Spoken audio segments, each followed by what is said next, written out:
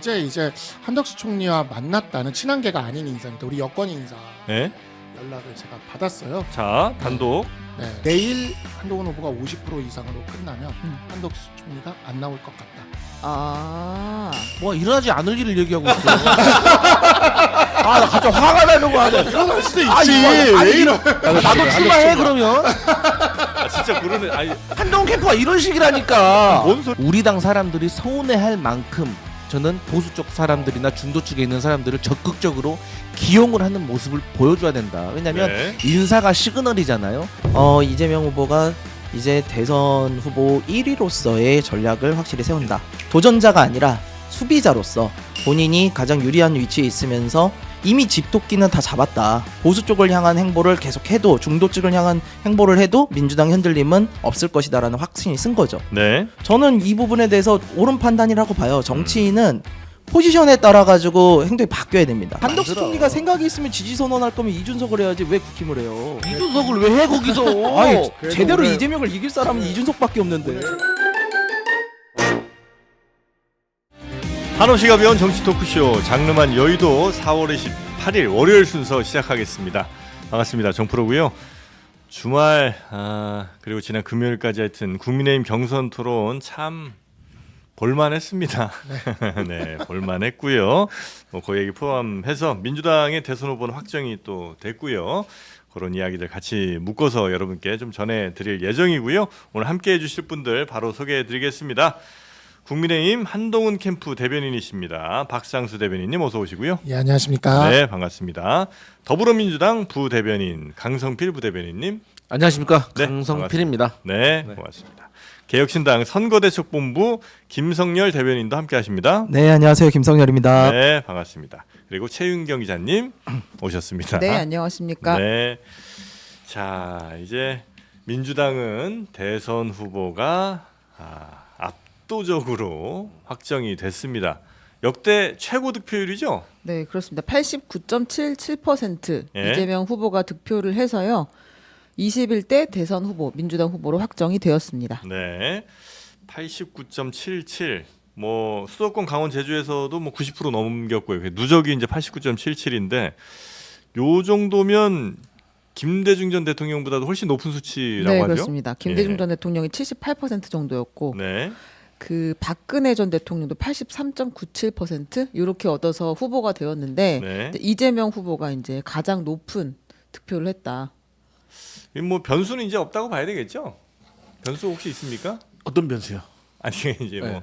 대통령으로 중간 가는 낙마 게 같은 이제 거요? 무슨 소리 하는 거야 이 사람이 지금? 아니, 대법원 판결 같은 거 있잖아요. 대법원 판결도 저희는 뭐 사실 이제 그 대법원에서 알아서 할 일이기 때문에 저희가 네. 뭐 언급할 뭐 문제도 아니지만 저는 개인적으로 이게 뭐 결론은 뭐 파기환송을 한다고 하더라도 나오든 안 나오든 나오도 안 나오든 어떤 결과로 나오든 그렇기 간에 때문에 저는 무죄를 확정하려고 하는 것이 아닌가라고 네. 생각하는 게 이제 상식적이고. 무죄 확정으로 이제 보고 계시고 만에 네. 하나 그렇지 않더라도 변수가 될 수는 없다. 그럼요. 네, 알겠습니다. 그 후보 수락 연설에서 주 메시지를 간략하게만 좀 뭐 있습니까? 네, 이재명 후보가 한 사람의 최고 공직자가 어떻게 나라를 망치는지 우리가 체험하지 않았나. 압도적 정권 탈환을 통해 내란과 태행의 구시대를 청산하고 국민 주권과 희망의 새로운 시대를 열어가라고 명령하신 것이다. 네. 라고 수락 연설을 했습니다. 그렇게 이제 수락 연설을 했고 주로 이제 통합을 많이 강조했다. 뭐 네, 이런 통합을 14차례 이야기를 했다고 합니다. 네, 그런 얘기가 있었던 것 같고요. 그래서 이재명 후보 이제 공식 후보가 됐는데 어떤 사람들이 좀 함께 할지도 관심이 좀 있죠? 그건 강성필 대변인이 잘 아실 것으로 네. 보이는데 어떤 사람이 함께합니까? 주로 누가 함께 합니까? 이제 이재명 후보는 네. 어쨌든 보수까지 아우를 수 있는 네. 어떤 탕평의 인사를 하겠다라고 했고 일단은 당 중심의 선거를 치르겠다. 그리고 캠페인은 실용적으로 하겠다. 네. 그리고 그 외에는 모두 지역에 내려가서 정말 지역에서 통합과 내란에 대해서 우리가 심판할 수 있는 선거 구도를 만드는데 주력해야 된다. 그래서 최소한의 인력만 남겨야 된다라고 캠페인을 할 예정이고요. 네. 근데 이제 통합이라는 그 차원에서 사실 저는 단어도 많이 바뀐 것 같아요. 네. 우리가 내란 종식이라는 얘기를 쓰다가 이제 후보로 선출되고 난 이후부터는 내란 극복이라는 표현을 좀 쓰고 있습니다. 네. 그리고 이제 이재명 후보가 변방에서 이제 중앙으로 온 사람 아니겠습니까? 그렇기 때문에 이제 본인의 지금까지 장점이라고 하면은 이 결단력과 실행력과 이 결과로 보여준 거거든요. 네. 그래서 이제 이런 것들을 통해서 국민들에게 좀 안정감을 주려고 한다. 그래서 저는 이제 폭삭 속았수다의 양관식이 돼야 된다. 오직 국민만 바라보는, 네. 국민만 모르는, 밖에 모르는.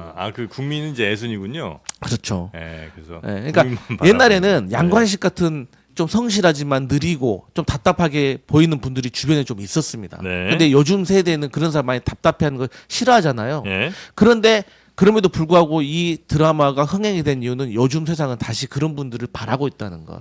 순수한 마음을 가지고 오직 국민만을 바라보는. 뭐 멘트를 많이 오늘 좀 가다듬으신 것 같습니다. 네, 뭐 네, 공산당 독재 이런 말 하지 마세요. 정제된 네. 발언 좀 해주신 것 같은데 오늘 그 국립현충원 가서 이승만 박정희 전 대통령 등을 이렇게 참배를 한 모양이죠. 네. 저한테 물어보신 거죠? 네네네. 민주당 일정이니까. 네. 네네. 그러니까 이제 무슨 이 의미예요, 그거는? 통합의 의미인 거죠. 통합이에요? 그러니까 역대 대통령들이 네. 사실 다 공과가 있는 거 아니겠습니까? 예. 뭐 이승만 전 대통령에 대해서도 논란이 있는 것이고 네. 또 박정희 전 대통령과 관련해 가지고도 저는 어떤 산업화와 관련해 가지고 어쨌든 공도 있다고 생각을 해요. 네. 그렇기 때문에 꼭 우리가 배출한 대통령만 우리가 기리는 것보다는 이제는 국가 통합 차원에서 보수의 어떤 보수를 지지하는 분들도 이렇게 좋게 평가하는 전직 대통령에게도 우리가 예의를 지키는 그런 때가 왔다. 네. 그래서 저는 상당히 의미가 있다고 보고 여기에 대해서도 과거에 이재명 후보가 중도 보수를 외칠 때 네. 거짓말이다. 이재명을 어떻게 믿냐 하셨던 분들이 많은데 이제 이런 행보를 통해서 하나씩 그러니까 뭐 김종인 전 비대위원장도 뭐 이준석 후보도 광주 5.18 묘지 와가지고 또 비석도 닦고 하지 않았습니까? 그래서 네. 이런 통합의 행보가 좀 필요한 시기다 보여집니다. 근데 이승만 네. 그리고 이제 박정희 전 대통령을 바라보는 어떤 시선 같은 게 민주당을 열심히 지지했던 분들과는 조금 기대 좀 다를 수도 있겠다 이런 얘기 좀 있는 것 같더라고요. 그러니까 사실 저는 예. 제 개인적인 생각입니다. 예. 저는 이제 박정희 전 대통령까지는 공과로 제가 조금 더 평가할 수 있다고 봐요. 예. 예. 근데 저는 이승만 전 대통령까지는 사실 잘 모르겠거든요. 예. 그런데 뭐 어쨌든 보수층에서는 또 다른 평가를 하시잖아요. 그것까지 갖고 가겠다. 네, 그러니까 우리가 이제 사회 통합 차원에서 네. 우리도 한번 다르게 접근할 필요가 분명히 있다. 그리고 선거는 어쨌든 과거에는 우리를 결집시키고 중도를 잡아서 우리가 선거에 승리를 해야 된다는 그런 기조였는데 이번에 윤석열 전 대통령의 파면으로 인해서 또 파면이 되는 과정 속에서 너무나도 국론이 분열되고 국민들이 상처를 입었기 때문에 저는 무난하게 이 상처를 보듬어 줄 수 있는 행보를 이재명 후보가 보이는 건 좋다. 저는 네. 그렇게 평가합니다. 이런 거에 대해서는 뭐 국민의힘에서도 긍정적으로 평가하시나요? 일단은 그런 통합의 행보 자체는 평가를 할 만한 것이라고 생각을 합니다. 근데 이제 강성필 대변인 말씀 중에 보면은 확실히 이게 민주당 지지자들이 우리 자유 대한민국의 수립과 관련된 어떤 역사적인 공감대를 같은 국민으로서 여전히 못 가지는 게 아닌가라는 걱정이 드는 발언이 좀 있어요. 제가 지금 느끼기에 네.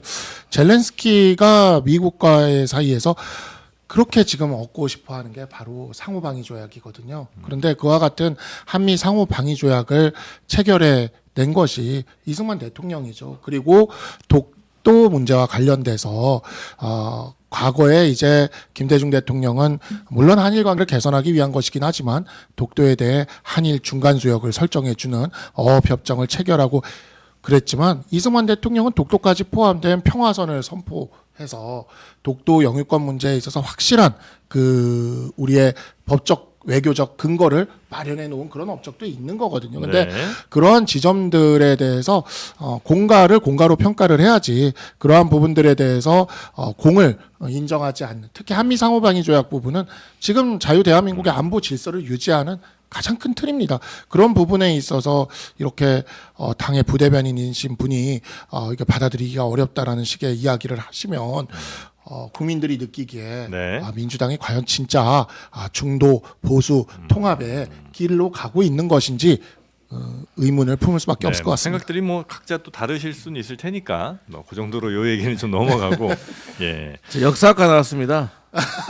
제가 뭐 이승만 역사학과 나왔다는 게 뭐. 전 대통령 뭐 관련해 가지고 한미 상호 방위 조약 말씀하시는데 네. 그 내면이라든가 배경이라든가 여러 가지가 이루어진 거에는 또 다른 어떤 평가가 역사적 고찰이 있기 예. 때문에 그럼에도 불구하고 하여튼 뭐 존중하는 아니, 마음이 제가 이제 여쭤본 거는 그 동안은 뭐 이재명 후보가 정확히 무슨 메시지를 냈는지 뭐 제가 다 일일이 기억은 못 하겠습니다만 대체로 하여튼 인정할 수 없는 뭐 전직 대통령 정도로 이제 보셨던 것 같아서 네. 혹시 조금 뭐 바뀌시는 건가 아니면 뭐 민주당 전체도 좀 이렇게 중도 쪽으로 좀 이렇게 오시는 건가 뭐 하여튼 등등 궁금해서 좀 여쭤본 겁니다. 그러니까 이제 이런 거예요. 이번에 국민의힘 전당대회 과정에서 보면 나경원 전 후보 같은 경우는 무슨 이념이 밥이다. 뭐 이런 얘기 하잖아요. 중도는 없다. 근데 지금은 그런 이념이나 이런 걸로 시간을 허비하고 갈등을 논쟁을 할 그런 시간이 없다는 거죠. 우리가 민생이 너무 무너졌기 때문에 빨리 회복시키고 그래서 네. 이러한 논쟁 자체를 하고 싶지 않다는 겁니다. 그런 차원에서 우리가 먼저 예의를 지킨 거다. 이렇게 네. 생각합니다. 이번 이재명 대표 수락 연설을 저만 그렇게 본 건 아닌 것 같아요. 그 정규재 주필도 굉장히 좋게 평가하더라고요. 예, 네. 통합이라는 말이 많이 들어갔고 이제 그런 부분에 대해서 봤는데 제가 평가하기는 이겁니다. 이재명 후보가 이제 대선 후보 1위로서의 전략을 확실히 세운다.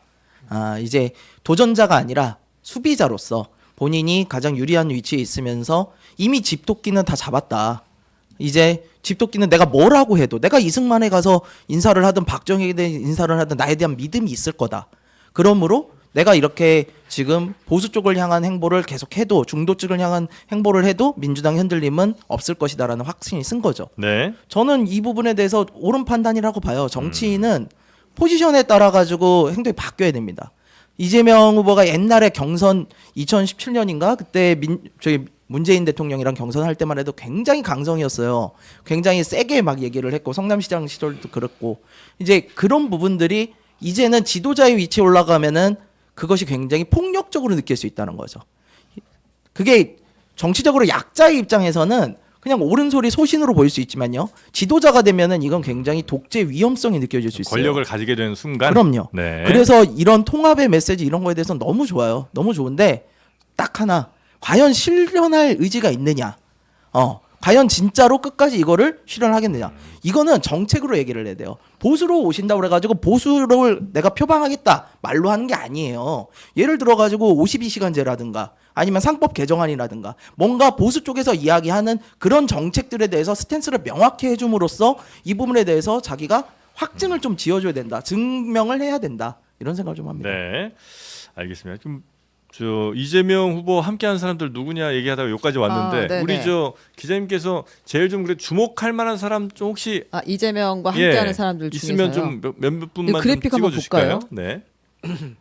저희 인터뷰에도 나왔던 이한주 민주연구원장, 이재명 후보와 함께하는 그룹이 크게는 성남부터 시작했던 원조 친명 그룹이 있고 원조 친명 성남, 성남시 예. 쪽. 그다음에 이제 의원 그 단어로 제가 항상 말했잖아요. 정성호, 김영진 두 사람이다. 네네. 그리고 의원 친명이 있고, 네. 그다음에 이제 그 경기도까지 같이 오면서 새로 이제 일을 같이 하게 된 사람들이 있고, 네. 그다음에 당 내에서 신 이재명계다라고 하면서 이재명 대표가 생기면서 같이 일하게 된 사람들이 있고, 그다음에 이제 뭐 지금은 거의 당 전체가 이재명 캠프다라고 볼 수 있는 거잖아요. 민주당 네네. 자체가.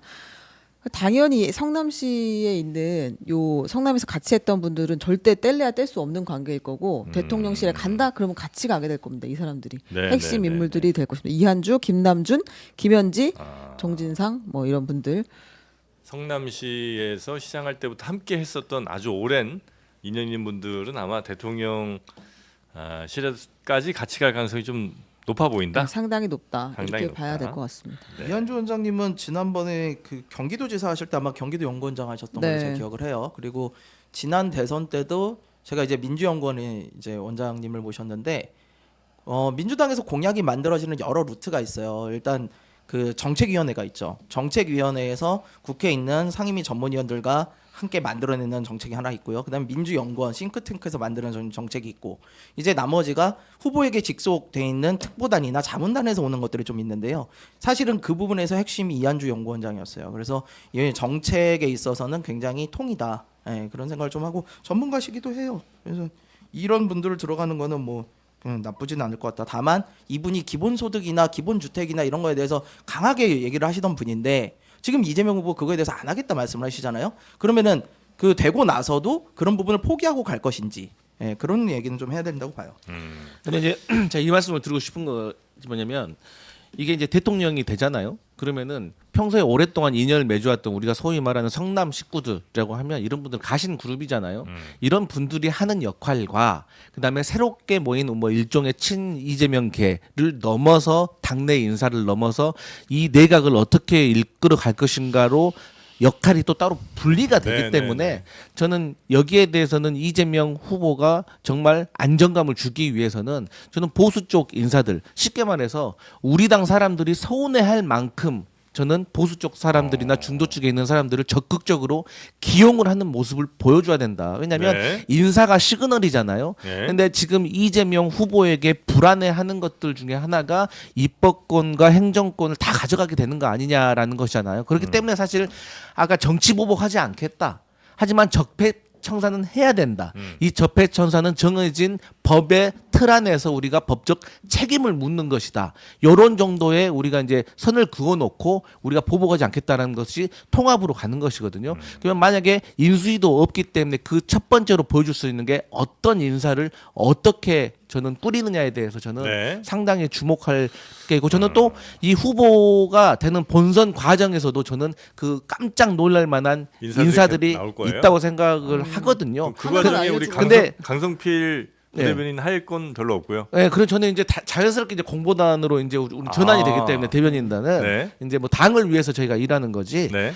조직에 충성하는 겁니다. 네, 사람을 보고 하는 거 아닙니다. 사람에 충성하지 네, 않는다. 그렇습니다. 그래서 네. 이제 그런 것이고 이게 이제 꼭 이제 정치적인 인사들 뭐 예를 들어서 보수에 유명했던 뭐 계속 이제 정규제 뭐 네. 조갑제 이런 분들 얘기하시는데 네. 이런 분들에 대한 깜짝 인사도 있을 수 있지만 저는 재계, 기업계 뭐 이런 데서도 저는 깜짝 놀랄 만한 인사들이 있을 것을 거다. 캠프에 합류하는 사람들이 있을 거다. 네, 저는 그런 분들이 있을 거라고 생각합니다. 알겠습니다. 네. 근데 사실 그 제가 친명계 분을 전에 이렇게 한번 방송에서 이렇게 만나면서 이야기를 한번 한 적이 있는데 친명계 그러니까 원조 친명계 계신 분들은 약간 그 민주당의 다른 계파들에 대한 서운함 같은 게 좀 있더라고요. 왜요? 그러니까 예전에 이제 문재인 정부 때 이재명 당시 경기도지사가 네. 많은 탄압을 받았고 어. 그래서 그런 분이 이제 저한테 이야기를 하는 게 그 친한계를 보고 있으면 남일 같지가 않다. 예전 우리를 보는 것 그렇게 같더라. 얘기를 해요. 예, 실제 그렇게 얘기를 하면서 뭐라고 또 얘기를 하냐면 그래도 우리는 국회의원이 몇 명 거의 없었는데 우리는 진짜 성남이랑 경기도 식구들밖에 없었는데 그래도 친한도원 쪽은 국회의원들이 그렇게 많이 있는 걸 보면 참 신기하다라는 이야기를 하면서 약간 그 자당 사람들에게는 비춰내지 못하는 민주당의 다른 계파에 대한 서운함? 적개심과 서운함을 드러내는 것을 제가 봤습니다. 아, 그래요? 네, 그래서 저는 그 이재명 후보가 지금 이 친명행제 비명행사 공천으로 한번 또 크게 한번 보여줬지 않습니까 우리에게? 그래서 우리 김지호 부대변인 말씀처럼 네.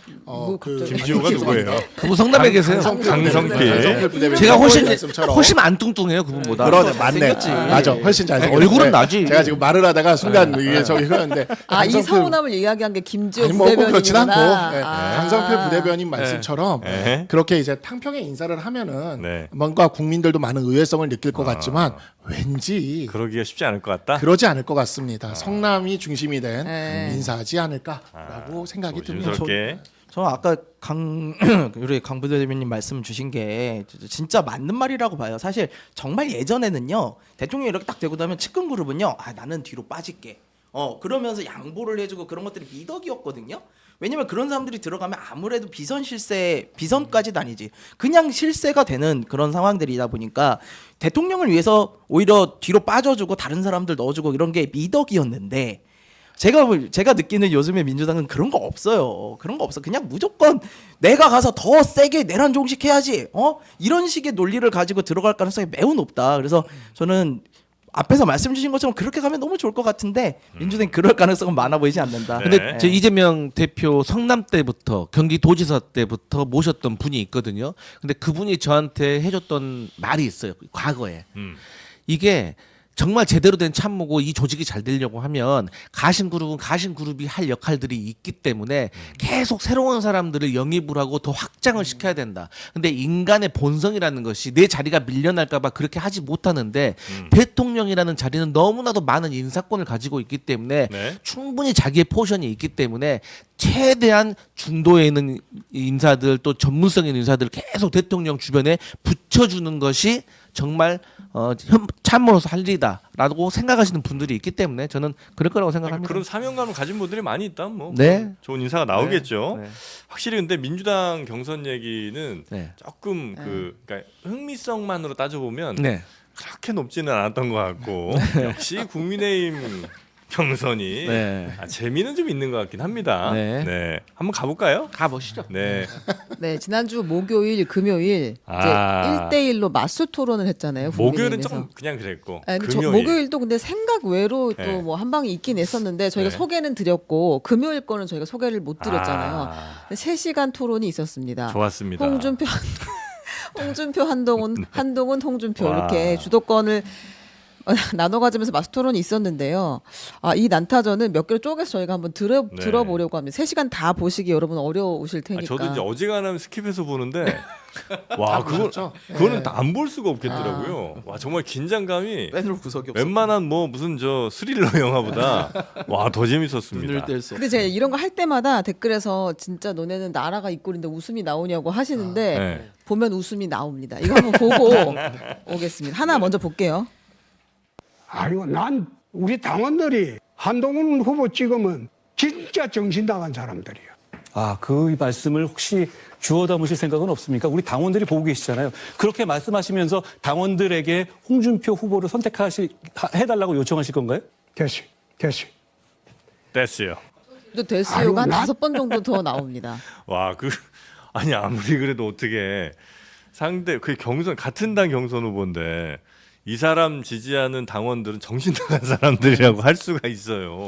그러니까 이게 뭐 홍준표 시장 너무 놀랬네. 홍준표 후보죠. 홍준표 후보께서 네. 이 부분에 있어서는 그냥 조금 사과를 나중에라도 하셨는 게 좋았지 않았을까. 뭐 그 자리에서 한동훈 후보가 기회를 주기도 했지만 사실 한동훈 후보도 엊그제 4인 토론이죠. 네. 4인 토론에서 김문수 후보에 대해서 정과에 대해서 언급한 것에 대해서는 대기실에서 사과를 했거든요. 네. 그래서 그러한 부분에 있어서 적어도 당원들에 대해서 이렇게 한 것에 대해서는 홍준표 후보가 늦게라도 SNS로 사과를 하시는 게 좋지 않았을까 했는데 제가 오늘 아침에 홍준표 후보 우리 권영세 비대위원장이 한덕수 총리 관련된 동아일보 단독 기사 터진 거 가지고 약간 서운하게 쓰신 거를 제가 너무 공감이 돼서 공유하면서 제 페북에 쓰려고 보니까 저를 차단하셨더라고요. 그래서 홍준표 그러니까 후보께서 홍준표 저를 후보가 차단하셨더라고요. 예. 그래서 레벨 있는 사람이었네. 그러니까 저를 차단했어요. 그래가지고 박상수 대변인을 차단을 했어요. 예, 차단을 하셨더라고요. 그래서 원래는 제가 친구였는데 그러니까 차단이 돼 있어요. 지금 그래가지고 제가 로그인 안 해야 접근이 되더라고요. 그래서 어쩔 수 없이 캡처를 올렸는데 그래서 제가 이 말씀을 드리고 싶어도 이게 SNS로 댓글도 못 달고 그래서 방송으로 대신 말씀드리지만 당원들에게는 사과를 한번 하시는 게 좋을 됐어요. 것 같습니다. 근데 네. 저는 1차 토론회 그러니까 김문수하고 한동훈 그 첫날 토론회 있잖아요. A조. 네. 야, 그건 진짜 김문수 후보 전과 6번만 드러난 거였다. 그것만 기억나죠, 사실은. 근데 진짜 한동훈 무섭다, 잔인하다. 아니 원래 그 뉘앙스를 보면 둘이 막 싸우다가 김문수 후보가 이재명 후보에 대해서 이제 뭐 이런 혐의가 있습니다. 그 얘기를 좀 하면서 같이 조금 동조하는 듯한 그런 뉘앙스를 발했는데 거기다 대고 아 당신은 더 나쁜 사람이잖아. 이재명 후보는 지금까지 어쨌든 유죄 받은 거 뭐 지금 재판 받고 있잖아. 당신 육범이야. 이래버리는 걸 보고 야 역시 한동훈 검사답다. 정의롭다. 저는 그 생각을 했습니다. 정의롭다. 네. 근데 그거 진짜 저는 조금 이해가 안 가는 게요. 제가 김문수 후보를 옹호하려는 건 전혀 아니지만 민주화 운동 관련된 전과들은요. 사실상 공직선거법에서 공보물에 들어갈 때도 거기다가 민주화 운동 관련입니다라고 부연 설명을 달아줘요. 이건 무슨 뜻이냐면 이건 일반적인 전과가 아니다. 정치인으로서 해야 될 일을 했던 거다라고 유권자들한테 알려주는 거라죠. 그러면은 그런 부분은 빼고 얘기를 해줘야지. 이걸 육범이라고 퉁쳐가지고 얘기하면 어떡해요. 네. 그러니까 막 근데 이제 그 부분에 있어서 있다고 한동훈 후보가 그래서 MBN에서도 사과를 한번 했고 네. 그렇긴 한데 반사적 효과도 있긴 있었어요. 그러니까 아까 말씀도 잘 하셨지만 이재명 후보 같은 경우에 전과가 4범이지 않습니까? 현재 확정된 걸로. 그러니까 이제 국민들이 아 한동훈 대 이재명 토론 한번 보고 싶다. 그 흥미를 불러낸 건 있습니다. 네, 그래서 둘이 토론하면 어떨까라는 그 그림이 사실 한동훈 대 홍준표보다 더 재미가 있을 거다. 흥미진진할 거다. 흥미진진하지 네. 않겠습니까? 그런 이제 기대를 불러 일으킨 효과는 있었습니다. 근데 만약에 한동훈 후보가 이재명 후보하고 토론회를 하고 싶다면 그래도 최소한 한 가지 좀 매너는 지켜야 됩니다. 어떤 거예요? 한동훈 후보가 이게 토론하는 걸 제가 보니까 답변의 스타일이 어떤 거냐면 예를 들어서 한동훈 후보 100m 몇 초에 주파하세요라고 질문을 하잖아요. 그러면 한동훈 후보는 어떤 식으로 대답하냐면 대한민국 남성 평균이 15초 정도 되는데 저는 10초에 주파합니다. 라고 말을 하는 것까지는 제가 인정을 하겠어요. 자기 잘난 척 하면서. 근데 갑자기 저는 15초가 대한민국 남성 평균인데 홍준표 후보는 늙고 지쳐서 20초, 김문수 후보는 25초에 달리는데 저는 10초에 달립니다. 이런 식으로 답변을 해요. 그러니까 A를 물어봤으면 A에 대해서 대답을 해야 되는데 네. 꼭 다른 후보라든가 다른 사람의 치부를 끌어와가지고 먼저 한 자리를 깔고 자기 얘기를 하거든요. 근데 정말 그것은 조금 지양하셔야 된다. 그리고 두 번째, 토론을 할 때 상대방이 답변을 하고 있으면 상대방의 답변을 좀 경청하는 자세를 보여줘야지 막 이렇게 막 서류 막 찾는 듯 이런 태도 정말 안 좋다. 네. 이 두 가지 한 가지 정도는 꼭 저는 고치셔야지 품격 있는 토론을 이재명 후보와 할 수 준비를 있다. 워낙 좀 뭐 이게 보니까 준비한 자료가 엄청 많은 모양이더라고요. 아니 그래도 상대방이 얘기하면 좀 들어줘야지. 네, 두 번째 말씀하신 거는 저희도 이제 좀 경청을 해야 될 것 예. 같고 그렇긴 한데 이재명 후보가 여기까지 온 이유가 뭘까를 생각해 보면 이재명 후보도 만만치 않게 사이다입니다. 엄청난 사이다 발언들을 쏟아내시는 분이시죠. 그러다 예. 보니까 이렇게 열렬한 지지자들을 이렇게 모은 것인데 아니 근데 사이다 발언은 아니 이거 뭐 꼭 이재명 후보를 얘기하는 건 네네. 아닌데 보통 사이다 발언이라고 하는 건 우리가 생각만 하고 있는데 그걸 잘 표현하지 못했던 거를 누군가가 정확하게 언어로 표현해 줄 때 그때 이제 우리가 시원하고 사이다 같은 느낌을 받는 거지. 아니요, 이재명 그냥- 후보가 버릇이 없어 이런 거 아주 사이다예요. 아주 끊어, 사이다. 끊어, 뭐 이런 버릇이 없어 이런 거 아주 사이다인데 약간 그 비슷한 약간 하위 호환적인 게 홍준표 후보의 데스요거든요. 이제 그래서 사실 이제 데스요를 격파하는 모습을 보면서 버릇이 네. 없어도 밀고 올라갈 수 있겠다라는 이제 그러한 기대감을 우리 진영에서는 좀 불러일으키고 아 근데 있습니다. 어떻게 그 토론 중에 네. 상대 후보한테 또 그 홍준표 후보 얘기입니다만 깐족된다는 거를 아, 근데 그 얘기를 너무 많이 들어서 토론이 끝나고 나니까 귀에 깐족만 남은 것 같아요. 성공한 거예요. 성공한 거야. 그러니까 전략이죠. 이것을 할 수 있는 사람 대한민국에서 홍준표밖에 없습니다. 정치인 중에. 왜? 이분은 막말 자격증이 있어요. 이 사람이 말하는 거는 묘하게 사람들이 관대해. 아니 만약에 관대해요. 이재명 후보나 뭐 한동훈이나 뭐 그런 사람들 이런 말 하잖아요. 바로 난리가 나요. 그런데 홍준표가 하면은 아유 홍준표니까 얘 원래 저런 사람이야 좀 그러는데 저는 그거 국민의힘 내부적으로 좀 정리 좀 해야 되는 거 아닙니까? 자 그리고 뭐 다른 내용도 좀 많이 있었습니다. 네, 이거는 이제 제가 굉장히 꽂힌 포인트인데 네. 정책 이야기를 했어요. 아마 공격하려는 의도가 크게 있진 않았던 것 같습니다. 그 한동훈 후보가 AI 인프라에 200조를 투자하겠다라고 공약을 내세웠는데 홍준표 후보가 그걸 물어봤거든요. 요 내용 한번 들어보겠습니다. 네. AI 3대 강국을 위해서 200조 투자하겠다고 그렇게 말씀하셨죠? 예. 우리나라 1년 예산이 얼마쯤 되는지 아십니까? 그 말씀이 200조에 관해서 여러 가지 아니 말씀을 우리나라 하시네요. 일본 예산이 얼마쯤 되는지 아십니까? 350조 정도 되는 걸로 알고 있습니다. 600조 넘. 600조 정도 되는 걸로 알고 그렇죠? 있습니다. 예, 예. 그런데 자, 그러니까 제가 그 말씀 드리려고 했던 200조를 거였어요. 투자하겠다면 뭐 실수겠죠 설마? 네, 저거는 좀 실수고 350 조가 솔직하게 그 인정을 해야 되는 몇 실수고 년도야? 실수고, 예, 그건 실수인데 네. 사실 요와 관련돼서 AI와 관련돼서 굉장히 또 인상적인 장애전이 좀 펼쳐진 게 있습니다. 제 생각엔 그것 때문에 홍준표 후보한테 제가 차단된 것 같은데, 네. 그러니까 이제 CBDC 문제가 있었어요. 네. 우리가 네. 그 CBDC 문제를 사실 홍준표 후보가 백브리핑인가 어딘가에서 CBDC를 제대로 못 읽다가 그 이병태 교수에게 물어보세요라고 하는 게 있었단 말이죠. 네네네. 그래서 우리는 사실 토론을 준비하면서 이게 CBDC 문제와 스테이블 코인 문제는 굉장히 그 우리나라의 화폐 질서라든가 이런 것들에 굉장히 중요한 포인트가 될 것이라고 봐서 그걸 물어보면, 왜냐하면 홍준표 후보 책에도 있으니까 네. 물어보면 꽤 심도 있는 토론이 될 것 같아서 질문을 했는데, 그 백불에서도 한번 그렇게 이병태 교수에게 물어보세요 한 다음에도 또 CBDC 문제에 있어서 좀 제대로 답을 못한 거죠. 그러더니 이제 사자 토론에 와가지고 다시 안철수 후보랑 얘기를 하는데 뭔가 CBDC랑 스테이블 코인에 대해서 두 분이 얘기를 하는데 뭐가 안 맞는 거예요, 밸런스가. 근데 이제 이병태 교수가 갑자기 그날 SNS에 등장을 합니다. 카이스트 이병태 교수가 딱 등장을 해서 뭘 얘기하냐면 미국은 CBDC를 금지한 적이 없습니다, 이렇게 글을 썼어요. 근데 미국이 올해 1월에 트럼프 대통령이 CBDC 금지 행정명령에 서명을 했거든요. 네. 그 우리나라 주요 일간지에도 다 터졌거든요. 근데 그거를 제가 그래서 그 기사를 딱 올렸더니 다음 날 이제 이병태 교수님께서 다시 페북에 올려주셨는데 저희 보고 가짜 뉴스라고 매도를 하시더니 그 기사를 보시더니 이제 이병태 교수님이 그 얘기를 하신 거죠. 자기가 뉴스 업데이트가 늦었다. 아니 근데 솔직히. 질문은 CBDC CBDC와 스테이블 한동훈하고 좀 코인까지 비싼 안 면이 있네. A를 물어보면 A를 답하라고. 네. 그러니까 예산 잘 모르잖아요. 아니, 예산에 대해서 솔직히 인정을 했잖아요. 아니, 그걸 세상에 홍준표 후보도 인정을 하고 이게 있잖아요. 이병태 문제라고. 후보도. 국회의원 한 번도 안 해보니까 국회에 조금만 1년만 1년도 아니야. 인턴만 해봐도 대한민국 예산 650조 이거 이 정도의 기본 수치는 아는 아니 거예요. 그러니까 사실 국회의원 안 해도 네, 안 해도 알아요? 아 그럼요. 저도 알고 있는데. 근데 그걸 몰라. 아니 그러니까 근데 더 중요한 건 그게 문제가 아니라요. 네.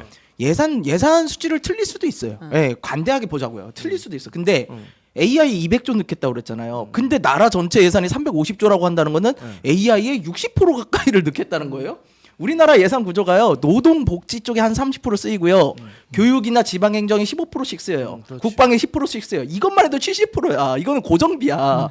그러니까 김포시가 아직도 서울로 편입이 안 되는 거 아닙니까? 아니 AI 200조는 그럼 어디서 끌어오겠다는 그 거야? 실수는 실수라고 솔직히 네. 인정을 하겠습니다. 예, 이건 뭐 참모진에서도 놓친 거는. 한 해 200조 넣겠다는 건 또 아니겠죠 아마 AI 관련해서. 그러니까 AI와 관련돼서 3대 강국이 될 수 있도록 네. 그 정도의 어떤 효과가 내도록 이렇게 해야 된다라는 그런 의미인데 이제 이게 토론이라는 게 격렬하게 진행이 되다 보면 그럴 수가 있어요. 그래서 네. 그러한 부분에 대해서 뭐 인정하고 그 다음에 이제 넘어가고 그 다음에 대해서 정확하게 하고 가면 되는 거니까. 근데 또 하나 지적해야 돼요. 한동훈 후보가 최근에 저는 거짓말을 하나 하고 있는 게 있어요. 거짓말? 정책적에 있어서. 뭐요? 자, 본인이 간첩법에 대해서 개정을 이끌어냈다라고 말씀을 그때 합의하신 거 하시더라고요. 아니에요? 우리랑 동의 무슨 안 합의를 하셨어요? 자, 네. 그게 아니라 근데 본인이 먼저 주장을 하는데 네네. 민주당이 그것을 안 하고 있는데 본인이 이제 해냈다라는 식으로 뉘앙스로 얘기를 하시더라고. 지난번에 간접법 개정될 때 네. 민주당 의원들이 반대했던 것도 맞잖아요, 아니야. 사실. 근데 거기에 대해서 네. 팩트를 제가 알려드릴게요. 23년 6월 법사위에서 박영재 법원 행정처장이 여기에 대해서 반대하는 뉘앙스를 냈어요. 간첩법 개정에 대해서. 네. 근데 이것을 한동훈 후보가 민주당이라고 좀 착각을 하신 것 같더라고. 그래서 제가 뭐라고 했냐. 민주당의 홍익표 전 의원이 법안 발의한 적도 있고 최근에는 24년 7월 20일에도 민주당 위성락 의원이 적국을 외국으로 한 것을 최근에도 우리 당에서 발의를 한 거예요. 그거 빨리 하시면 돼요. 예, 그냥. 그러니까 좀 네. 그거는 확인하셔야 된다. 마치 근데 우리 민주당이 우리가 아예 한 근거가 거를- 없는 건 아니고 네. 법사위 원래- 회의록에 민주당 의원들이 했던 발언들을 가지고 저희들이 생각을 한 건데 네. 그 맥락들이 좀 이렇게 있는 거는 저도 알고는 꼭 있는데 전달해 주십시오. 빨리 간첩법을 그냥 네. 그럼 빨리 외국으로 바꾸면 됩니다. 알겠습니다. 빨리. 네. 네. 원래 장터 앞에 가로등 하나 놓이면요. 시장은 자기가 했다 그러고 국회의원 자기가 했다 그러고 거기 상인회장은 자기가 했다 그러고 이장은 자기가 했다 그래요. 원래 그러는 겁니다. 뭐 그럴 수는 있겠다. 네. 자 그리고 또 하나 논란이 좀 된 게 그 당원 게시판. 네, 이것도 그게 짧게만. 다시 또 나왔네요. 네, 짧게 들어보겠습니다. 네.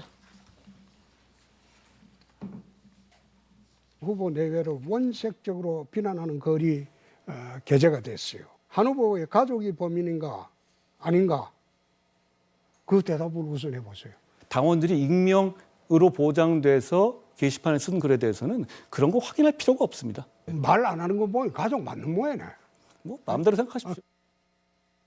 네, 요거 이제 한참 논란이 좀 있었다가 이제 잠잠해진 것 같은데 다시 네. 이제 홍준표 후보가 꺼냈습니다. 그럼 뭐 이번 경선 때 상대 네. 후보들 나경원 후보부터 시작해서 차례차례 다 꺼내고 있죠. 지금 그렇게 한 명 한 명 다 꺼내고 있는데 안철수 후보만 안 꺼낸 것 같네요. 생각해 보니까. 네, 그러니까 근데 여기서는 어떻게 대답하는 게 좀 현명한 거예요? 그냥 이렇게 좀 약간 도망가는 듯한 태도가 오히려 조금 마이너스는 아닙니까? 윤석열 대통령과 김건희 여사를 당내에서 비판하면 안 된다라는 이 명제 자체에 대해서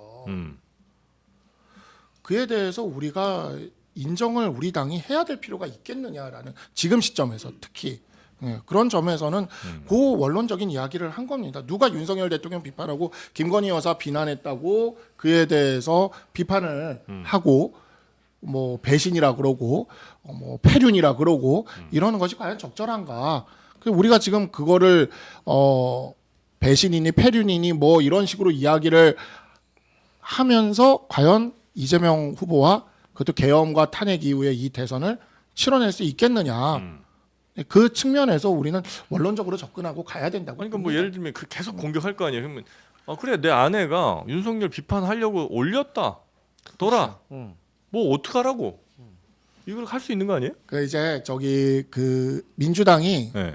본선에 가서 이 단계를 꺼내 가지고 뭐 그렇게 비판할 리는 없을 겁니다. 민주당이 왜 윤석열 아유, 대통령을 뭐 저희는 이럴 안 리는 그럽니다. 없는 거지. 그러니까 그냥 지금 이 사안은 그때 당시에 이제 어찌 보면 윤석열 정부 당시에는 뭔가 이렇게 논란이 될 수도 있는 사안일지 모르겠지만 예. 개헌과 탄핵 이후에 우리 당에서 지금 중도와 그 다음에 이제 저쪽 진보 쪽에 있는 사람들도 우리가 설득하려고 하는 그런 상황에서 윤석열 대통령과 김건희 여사에 대한 비판에 대해서 무슨 성역화한다라던가 이러한 모습을 보여주면서 논쟁을 하는 것 자체가 우리가 대선에서 지는 길로 가는 겁니다. 그래서 그 부분에 있어서 원론적으로 얘기하는 이 거죠. 얘기는 그러면 안 꺼내는 게 좋다는 말씀이세요? 아이, 근데 그거는 좀 전 판단이 달라요. 이거 비슷한 사례 우리가 언제 봤어요? 옛날에 노무현 대통령 경선하실 때 노무현 대통령한테 장인이 좌익 세력이었다. 공격 엄청 들어왔잖아요. 그럼 만약에 그 논리면요. 한동훈 대표가 지금 하시는 그 논리면 뭐라고 그래야 되냐면 좌익 세력 한 거 자체를 지금 따질 때가 아니다. 그렇게 나가야 돼요. 그런데 노무현 대통령 안 그랬어요. 좌익 세력 했다. 맞다. 근데 그렇다고 내가 아내를 버릴 수 있냐? 내 아내와는 상관없는 일이다. 내가 아내를 버릴 수 없는 거 아니냐? 그렇게 해가지고 그게 명년설로 아직도 회자돼요. 저는 이 부분에서 차라리 그런 요 윤석열을 까면 안 되는 거냐? 깔 수 있는 거 아니냐? 뭐가 문제냐? 민주주의인데라고 하실 거면 그 앞에 그래 내 아내가 했다. 좀 과했다. 그건 내가 사과한다. 그런데 이게 뭐가 문제냐? 이렇게 가는 게 좀 더 낫지 않을까 싶어요. 그러니까 지금도 한동훈 캠프에서 이 문제가 상당히 아킬레스건인 건 맞은 것 같아요. 왜냐하면 그래요? 제가 A를 물어봤는데 자꾸 B를 얘기하잖아요 지금. 그러니까 비판하면 안 된다라는 게 지금 질문이 아닌 거예요. 비판해도 돼요. 그런데 당대표라는 사람이 그러면 앞에서 당당하게 하지 그럼 더 멋있어 보일 텐데 그 모친 아이디 155개 아내 아이디로 100개 딸 아이디로 이거 150개 준비했잖아. 민주당이 장인은 준비한다니까. 154개 장모는 366개 이렇게 이제 뒤에서 올린 게 네. 과연 이 대통령과 20년 직이라는 한동훈이 과연 할 일이냐 이것을 강성필이가 했으면 아이고 잘했다 이렇게 하겠는데 이걸 네. 한동훈이 했냐 안 했느냐는 당원들의 정서에 상당히 큰 문제가 있다는 거예요. 네. 그래서 이제 여기에 대해서 그러면 했으면 했다라고 저는 빨리 털고 가버려야 돼. 그래 터는 게 예. 나아. 아이고 저는 하지 말라고 했는데 네. 아니 하도 내 아내가 내 와이프 하는데 어떡하겠냐. 화가 나가지고 했다더라. 네. 그래서 내가 에이 이양한 거 몇 개 더 해라. 나 그래버렸다. 이건 좀 너무 그런 식으로 뭐 완전 뭐가 해야지. 계속 갑자기 거기서 민주주의자를 찾고 무슨 뭐 확인하면 안 되고 익명성 얘기하면은 이제 제 3자가 봤을 때는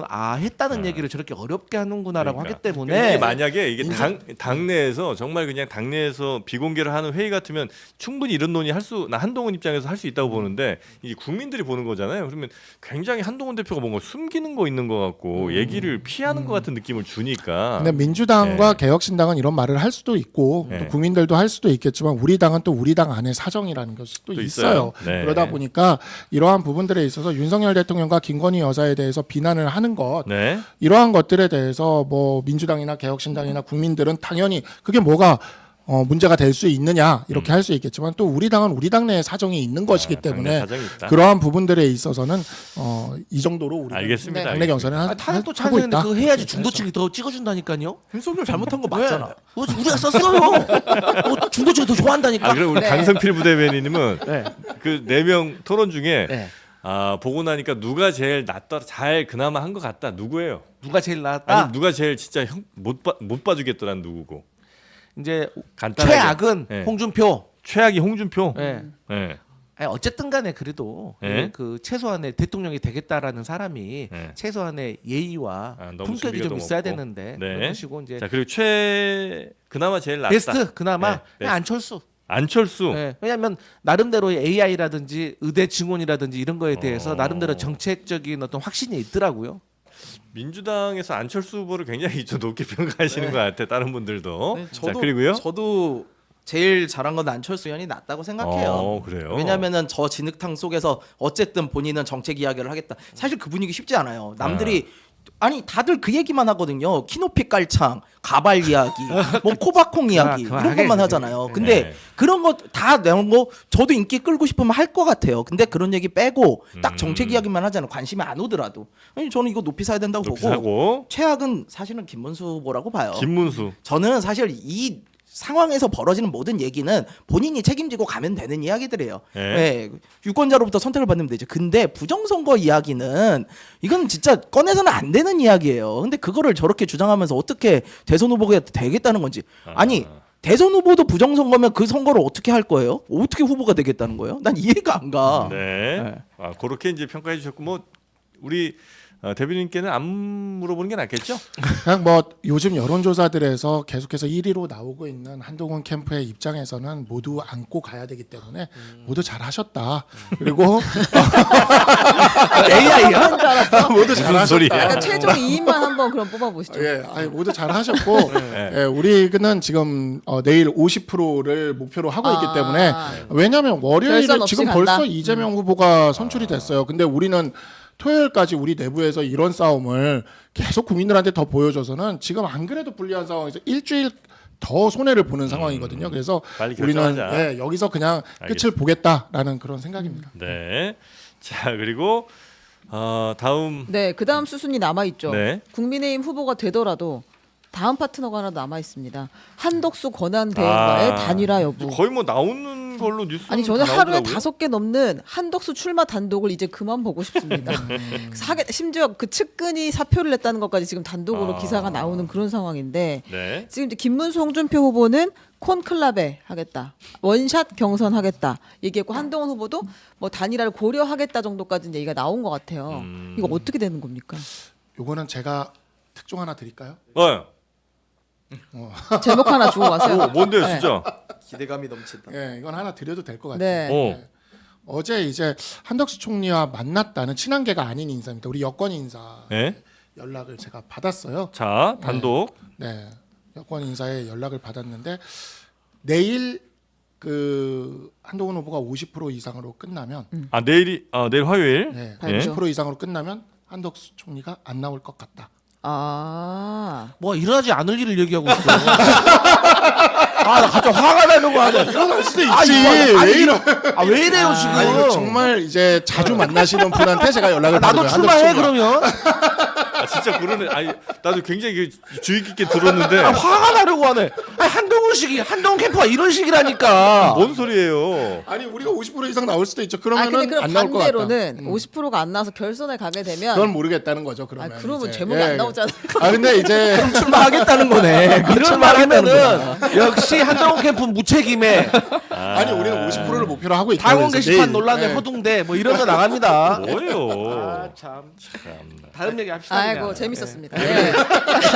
한동훈 한덕수 한덕수 권한대행이 내일 모레 뭐 요 정도 안에 나올 수 나온다는 얘기가 있다는 지금 이야기가 많이 계속 나오고 나오죠. 있고 네. 그건 좀 또 지켜보시죠. 이번 주 안에는 무조건 결정되는 거니까. 그래야 되는 이유가 있죠. 네, 그럼요. 5월 3일 전에 사퇴하고 출마하지 않으면 사퇴할 출마할 수가 없는 거니까 네. 5월 3일 이전에 해야 되는데 또 5월 뭐 1일도 연휴 있잖아요. 연휴가 막 그러면 이어지니까. 흥행이 안 됩니다. 나오려면 빨리 나와서 붙으십시오. 아니 근데 다들 느끼시지 않아요? 약간 그 한덕수 총리를 보면 누가 연상이 되지 않나요? 지금 이런 행보나 이런 것들을 보면 누구요? 저는 예전에 많이 회자됐던 반기문 반기문 총장님이 총장. 너무 연상이 돼요. 그래서 나올까 말까 하다가 결국에는 국민들 김만 빼게 하고 뭐 그랬던 그 느낌이 지금은 들어요. 그러니까 나올 거면 빨리 결정해서 나오든가. 이쯤 되면 국민을 거의 우롱하는 수준이 되지 않나. 내일 50% 우리 남나 안 남나 보고 계시는 그거는 출마 선언 아니에요? 출마 선언? 근데 저는 지금 한덕수 권한대행이 정대철 고문 만난다고 이제 네. 하잖아요. 네. 정대철 고문한테 이런 거 물어볼 것 같아요. 딴 거 다 됐고 네. 첫 번째 분명히 국민의힘에서 국민의힘 후보 중심의 단일화를 할 것이다. 나는 여기에 대해서 어떻게 대비를 해야 되냐. 그러면 지금 만약에 제가 국민의힘 후보가 됐어. 그러면 저는 딱 한덕수한테 바로 이렇게 말해요. 야 지금 하지 말고 아직 지지율이 둘 다 애매하니까 서로 각자 열심히 한번 해보자. 그리고 나중에 이준석까지 해가지고 3자 원샷 단일화하자. 아, 왜 가만히 있는 우리를 넣어? 뭔가 무슨 좀 극적인 효과가 있어서 국민들도 기대를 해. 이준석 계속 단일화 안 한다고 하니까. 근데 이 단일화라는 것이 사실 주가하고 똑같잖아요. 이미 다 반영이 돼 버렸어. 한덕수 나올 것이고 한덕수가 나와가지고 국민의힘 후보랑 뭐 단일화 뭐 경선을 할 건데 여기에 대한 결과가 이미 뻔하게 나와 있으니까 그래서 저는 국민의힘 후보로서는 시간을 끌어가지고 결국 한덕수의 지지 선언을 끌어내고 끝낼 것이다. 왜냐하면 후보 단일화를 할 수 있는 게 세 가지 날짜가 있어요. 그러니까 5월 4일 공직자 사퇴 시한, 그 두 번째가 이제 본선거 후보 등록, 네. 세 번째가 인쇄할 때 이 투표용지 인쇄하기. 그러니까 10일 전이니까 그렇지. 5월 26일이거든요. 네. 그러니까 이 안에 자금적으로나 조직적으로 말려가지고 저는 분명히 지지 선언을 이끌어내려고 할 것이고 한덕수 권한대행 측도 머리가 있다면 요 정도 생각을 할 건데 여기에 대해서 이제 정대철이 제 3자적인 입장이니까 어떻게 대응해야 되냐. 근데 딱히 뚜렷한 비전이 없다, 답이 없다. 그럼 못 나올 수 있다. 저는 그래 봅니다. 저는 나오는지 안 나오는지를 이걸로 보지 않고 확실히 좀 제가 좀 난 것 같네요. 최상목 경제부총리가 미용실을 가는지 안 가는지를 보면 된다. 네, 그 지금 오늘 내일 중으로 미용실을 가면 네. 무조건 또 권한대행 복귀. 한덕수는 사퇴하고 제 정치판으로 들어온다. 단골 미용실 앞에 뻗치기 하셔야죠. 그렇죠, 그렇죠. 뭐를 취재를 해야 돼? 퍼스널 컬러로 옷을 하나 장만 하나. 그런데 이렇게 되면 만약에 나오면 최상목 경제부총리 또 권한대행 되는 거죠? 네. 아니 권한대행 했다가 나왔다가 다시 권한대행 또 하는 경우가 참 한덕수가 있었구나. 네. 난 이런 경우가 진짜 우리나라. 그러니까 이거는 네. 다 국민의힘 책임이에요. 국민의힘이 그 대선 경선 토론회에서 뭐 완전히 한덕수 권한대행 러브콜 경연장을 만들어 버리니까 한덕수 권한대행이 출마하면 안 되는 사람인데 이게 마치 정당성을 부여하는 듯한 그런 느낌인 거예요. 저는 좀 이해가 안 가는 게요. 지금 국민의힘 경선 치열하게 하고 있잖아요. 근데 한덕수 총리하고 나중에 저희 단일화를 한다는 거는 한덕수가 부전승으로 특혜 받고 예, 하이패스 타고 그냥 넘어오는 거거든요. 근데 그걸 왜 환영을 해요? 나는 이렇게 치열하게 해가지고 왔는데 아니 그게 뭔 소리냐? 너는 예선도 안 거쳤는데 이거 말이 안 된다 특혜다 이렇게 얘기를 해야지 왜 거기서 대놓고 환영한다라는 저는 좀 이해가 안 가요. 아니라니까 후보 결정되면 시간 끌어가지고 네. 주저앉힌다니까. 주저앉혀가지고 그래. 지지 선언한다. 지지 아니, 선언 한덕수 만들어. 총리가 생각이 있으면 지지 선언할 거면 이준석을 해야지 왜 국힘을 해요? 이준석을 왜 해 거기서? 아니 그래도 제대로 오늘- 이재명을 이길 사람은 이준석밖에 없는데. 오늘 제가 차단된 우리 홍준표 후보의 이 페북에 이렇게 나왔어요. 대선보다 당권에만 눈먼 사람들 나홀로 고도에서 대선을 치르는 것 같다. 나는 2002년 노무현 대선을 꿈꾸는데 다른 사람들은 2007년 정동영 대선을 하는 것 같다. 그래도 나는 내 길을 간다. 국민들만 보고 간다. 이렇게 누가 올렸어요. 했다고요? 홍준표 홍준표. 후보가 오늘 아침에 제가 그래서 이거를 받고 와 이거 공유하면서 내가 너무 공감한다라고 써주려고 그랬는데 차단을 하셨어 나를. 그래가지고 그 캡처로 중요하지 올렸어요. 않은 얘기는 한 번만 네. 합니다. 진짜 차단하고 싶은데. 무슨 얘기 하나 있어? 그러니까 홍준표 후보도 이런 식의 그림에 대해서 굉장히 답답해하고 조금, 있다. 답답해하고 네. 불만을 가지고 있는 것 같다. 네, 넘어가겠습니다. 예, 넘어갑니다. 이 와중에 이제 안철수 후보와 이준석 후보가 만나서 서로 앉는 장면이 연출이 되었어요. 이건 어떻게 된 겁니까? 안철수, 이준석? 두 사람 사이가 굉장히 안 좋은 걸로 유명했잖아요. 이건 이제 김성렬 대변인님 좀 설명 좀 해주시죠. 예, 그러니까 한마디로 예? 개인 간에 뭐 사감이 있었던 어쨌든 나라를 위한 대의를 할 거면 생각 같으면은 정책이 같으면 얼마든지 만날 수 있다. 이걸 보여준 사례고요. 그러니까 이준석이라는 사람에 대해서 사람들이 너무 버릇없다, 뭐 어리다 그러는데 이날 이준석 대표 만나가지고 이 얘기를 합니다. 우리가 그동안 이렇게 못 만난 게 결국엔 돌아보니까 다 내 잘못이었다. 저는 이거 하나로 자질 논란은 끝났다고 봐요. 이제 이렇게 품이 넓은 이런 정치를 할 준비가 되어 있다. 그래서 AI나 이런 거에 대해서 솔직히 아까 200조 제가 말씀을 드린 가장 큰 이유는 그거예요. AI에 200조 투자면 도대체 어디에 어떻게 투자할 거냐는 좀 구체적인 내용들이 있어야 되는데 우리가 숫자만 가지고 이야기하는 건 너무 좀 그렇잖아요. 그러니까 그런 거에 대해서 제대로 얘기할 수 있는 두 사람이 만나가지고 한번 정책만 얘기해 보자. 그렇게 해서 만난 거고요. 저는 이런 움직임이 더 많아졌으면 좋겠어요. 네. 그래서 나중에 본선이 결정이 돼도 이재명 후보 보고 뭐 욕설했느니 뭐 이런 얘기 하지 말고 정책 가지고 서로 진짜 찐하게 논의 한번 해보는 그런 자리가 있었으면 근데 좋겠습니다. 그러기엔 좀 너무 많이 쉽지 않았어요 전에 이 안철수 후보에 예. 대해서 그렇게 안 좋은- 예. 두 분이 그 여의도 식당가에서 했던 유명한 배틀은 뭐 언론계도 파다하지 않습니까? 거의 예. 뭐 초원 복집 사건 그쵸. 이후로 또 거의 복집에서 그- 또 맞아. 희대 사건이 네, 일어나죠. 사건이 있었죠. 그 짧은 벽을 사이에 두고 유명한 그래서 배틀이. 복을 안 먹어요. 그래서 근데 그 이준석 후보가 확실히 품이 넓어진 겁니까? 아 그럼요. 그럼 허은아는 어떻게 합니까? 거기는 그래가지고 대응을 안 하잖아. 지금 막 솔직히 말해가지고 받아줘야지 거기도. 불법 선거 운동까지도 해요. 뭐 선거 방해까지도 하고 다니고 있어요. 근데 우리가 일절 대응 안 하잖아. 아 근데 개혁신당이 그 후보가 없어서 경선을 안 했다고 하는데 네. 지금 후보가 3명 나왔잖아요. 무슨 후보? 또 한번 신청을 안 했어요. 그러니까 양향자, 허은아, 지금 이준석 이렇게 후보가 있는 거잖아요. 내부에서 했으면 훨씬 더 재밌지 않았을까? 아니 그러니까 저희는 그분들을 금지시키거나 그런 게 전혀 없었어요. 예, 다 나오시라고 열어뒀는데 나와가지고 경선에서 안 될 것 같으니까 그건 뭐 솔직히 안 될 수 있으니까 그것 때문에 포기하신 거지 뭐 그거를 저희가 일부러 막거나 그런 게 없어요. 근데 양양자 후보 같은 경우에는 사실 안 될 걸 알면서도 국민의힘 경선에 또 참여를 했거든요. 네. 그리고 지금 우리 한동훈 캠프의 공동 선대위원장을 하고 있습니다. 네. 예. 이준석 후보가 품었다면 네. 지금 공동 선대위원장을 하고 있겠죠. 네. 그러니까 그런 부분은 사실 조금 이준석 후보에게도 상처가 될 수 있는 그런 지점일 것 같은데 그래도 안철수 후보랑 이렇게 만나서 AI 토론을 한 그건 뭐 것은 좋게 볼 수 있겠다. 예, 저는 정말 그 복집 사건을 기억하는 입장에서 굉장히 훈훈했다. 네. 양현재 의원님은 사실 그렇게 나쁘게 나간 게 아니에요. 양현재 의원님 본인도 이 경선 토론회에서 이준석과의 사이가 좋다라고 이야기를 하셨고 이준석 의원도 안타까운 부분을 얘기를 한 거죠. 그러니까 양현재 의원이 원하시는 부분을 우리가 들어줄 수 없는 그런 구조적인 문제가 있다 보니까 선택을 네. 본인이 하신 거지 사이가 나빠서 나가고 그런 거 알겠습니다. 아닙니다. 예. 자 그리고 다음 뉴스도 한번 볼까요? 네, 그 윤석열 전 대통령 탄핵 심판 변호인단이고 네. 윤 어게인 신당 창당에 나섰던 김계리 변호사가 아유 김계리 변호사. 국민의힘 안팎의 친윤 인사들을 아주 원색적으로 비난하는 내용의 통화 녹취가 공개됐습니다. 아, 이거 혹시 들으셨어요? 아 저도 이거 들었는데 깜짝 놀랐습니다. 아, 근데 저희는 듣지 않겠습니다. 네, 저희 이거 뭐 약간 틀어드릴 수는 방송 없어요. 충격적이라 듣지는 않겠습니다. 네. 근데 어쨌든 핵심은 아마 이건 것 같아요. 나와 배희철 변호사가 윤석열 전 대통령의 변호를 비롯한 그 지원을 해왔는데 전혀 이 실무에 관여하지도 않고 도움도 주지도 않았던 윤상현 의원이나 석동현 변호사 같은 사람들이 숟가락을 얹었다 어디 이런 가면 취지, 숟가락 얹냐. 네, 취지인 거 아닌가 싶어요. 네, 그래서 이제 잘라낸다고. 네네. 네, 그러는 것 같은데.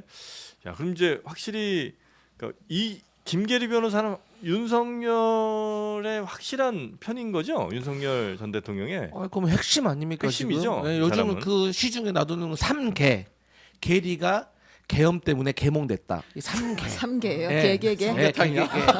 계리가 유명하잖아요. 계엄 때문에 네, 개몽됐다. 개몽됐다. 그래서 이제 이게 개몽되지 않은 사람들은 이해할 수 없는 얘기이기 때문에 네. 저뭐 굳이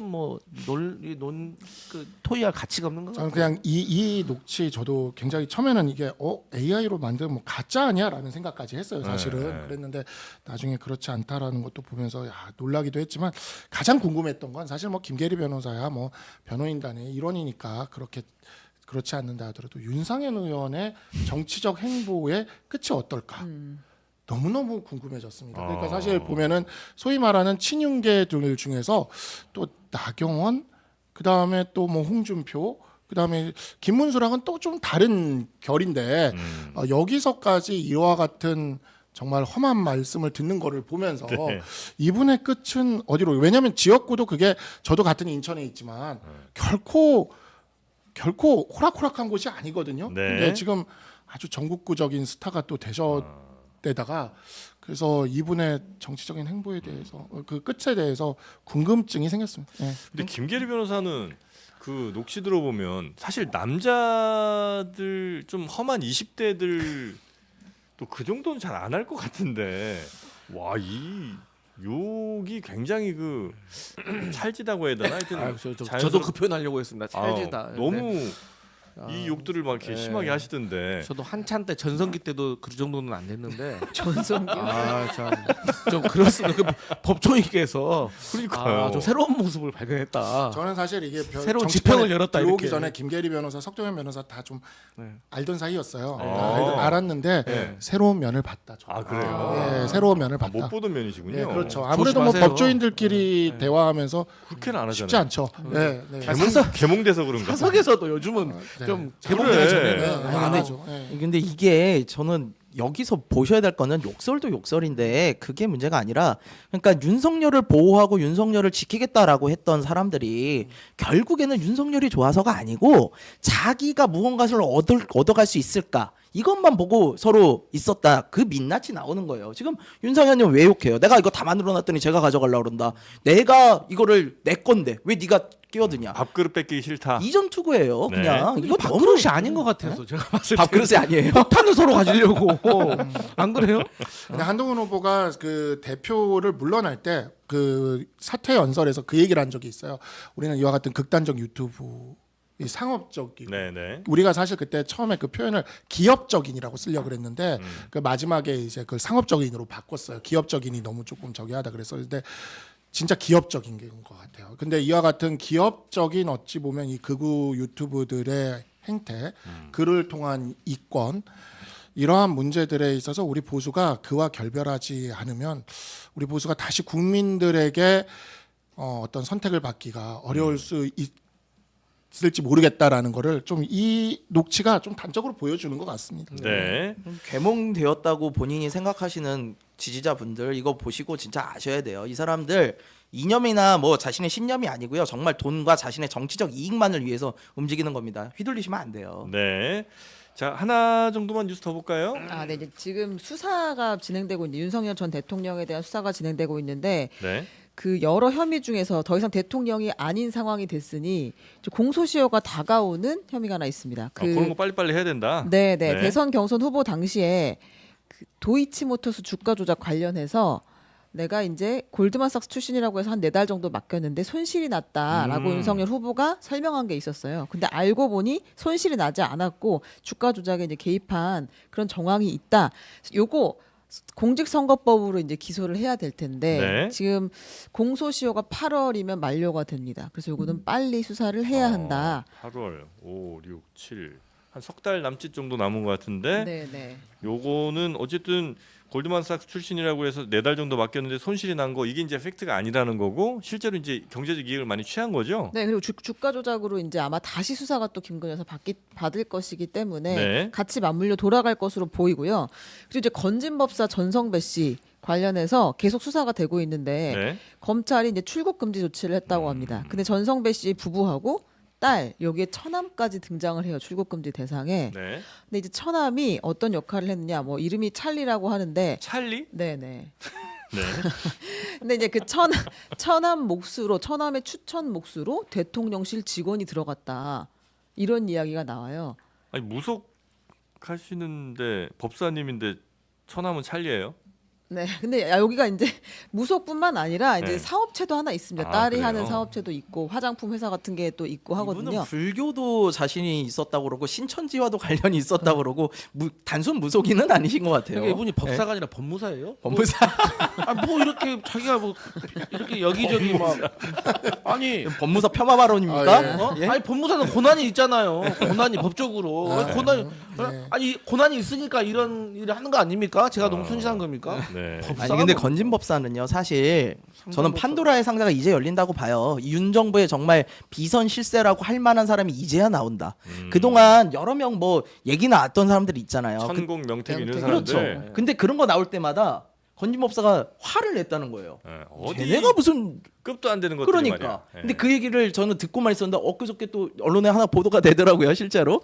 그래가지고 그거 보니까 이제야 진짜 제대로 건드리는구나. 실제로 예전에 그 캠프 내에서 막 기도하는 방을 차린다 이런 얘기 나왔었던 적 있거든요. 윤석열 캠프 내에다가 그 신당을 뭐 이렇게 만든 이거 다 건진법사와 관련된 사실 이야기였거든요. 이런 얘기 저희 민주당에서 계속 제기해왔던 내용이에요. 그때 뭐라고 했습니까? 국민의힘 증거 있냐 그리고 막 그랬잖아요. 지금 다 드러나고 있어요. 그러니까 정권이 셀 때 초기에는 검찰도 이런 것들 다 그냥 가지고만 있는데 결국에는 이제 정권이 바뀌고 그러면 또 이제 슬슬슬슬 나오는 거예요. 네. 이것들이 왜 이제 또 나오겠습니까? 그러니까. 뭐 이제 막 목걸이 브랜드까지 막 다 구체적으로 나오잖아요. 그래서는 앞으로 대선 과정 속에서 더 충격적인 기사들은 계속 나올 것이다. 그러니까 적폐청산 안 할 수가 없다. 근데 이제 그 과정에서 네. 굉장히 또 민주당이 혹여 정권을 잡으시게 되면 네네. 아마 검찰에서 뭐 이런저런 아주 달콤한 수사 결과들을 또 네. 갖다 바칠 거 아닙니까? 네. 그걸 이제 덥석덥석 이렇게 물다 보면 네. 또 과거의 일들이 반복되지 않겠나. 우리는 이제 검찰한테 그걸 덥석덥석 받아가지고 네. 장르만 여의도 갖다 주고 네. 그다음 특검 발의해서 아. 중립적이고 공정한 특검 발의해서 아. 특검이 다 수사 압색 다 하고 아, 그럼 저희다 그리고 주시는 기소하고 걸로? 그럼 해야죠 우리가. 아, 그렇게 과거처럼 그런 실수를 왜냐면 이제 그렇게 네. 하면서 다시 아. 검찰과 이제 정권이 아닙니다. 아주 끈끈해지는 오직 경우가 민생. 많았잖아요. 그것은 공정하고 중립적인 특검에 맡겨가지고 네. 거기서 혐의가 있는 사람 기소하고 재판받아서 법적 책임 받는 것이고 네.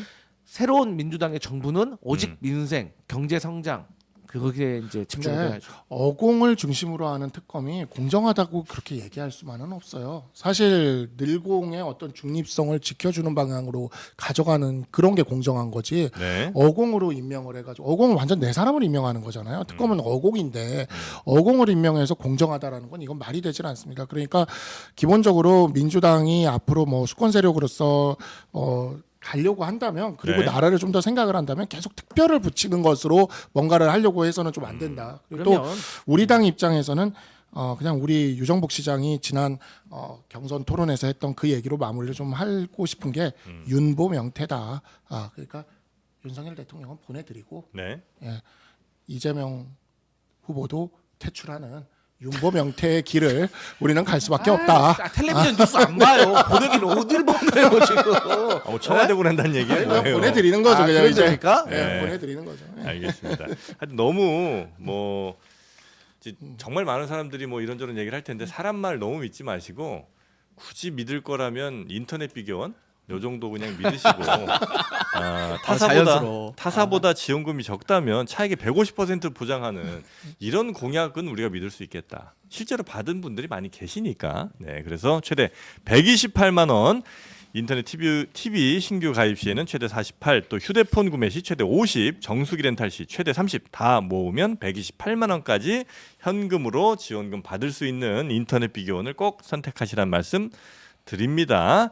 1670-2571 지금 뭐 번호 누르고 계신 거예요, 우리 강성 네네네. 1670에 257 하나입니다. 네. 번호도 쉽네. 네, 방송 중에도 거기 연결하는 건 저희가 막지 않겠습니다. 다른 데는 내가 뭐라고 화를 낼 텐데 네네. 인터넷 비교원 연결하는 건 뭐라고 하지 않겠어요. 비교하겠습니다. 네, 여러분도 인터넷 비교원으로 전화하셔서 상담 받으시고 여러분께 필요한 서비스들 잘 현금 혜택 받으면서 이용하시기 바라겠습니다. 네이버에서 인터넷 비교원 검색하셔도 되고 아니면 번호 1670-2571로 전화하셔도 되겠습니다.